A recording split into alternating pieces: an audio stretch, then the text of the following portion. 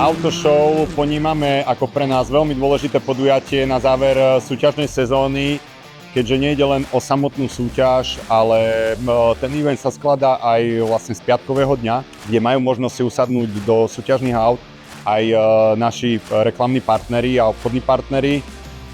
Čiže my to ponímame, že robíme pre nich taký veľký event, kde nás prídu pozrieť, podporiť, dobre sa najesť, vidieť to celé zákulisie, ako to prebieha.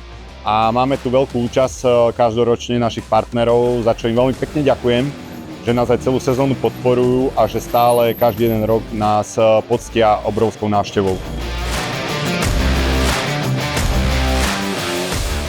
No ako darček sme si s Círom dali, že vyskúšame najmodernejšiu, najnovšiu techniku, a to je Škoda Fabia Rally 2 RS. Je to neskutočné auto. Ja keď mám porovnať s predokolkou a s Rally 4, to sa nedá porovnať. To je úplne iné. Nepozerali sme fakt na časy dneska, snažil som sa zabávať, užívať si tú jazdu, čo sa aj podarilo.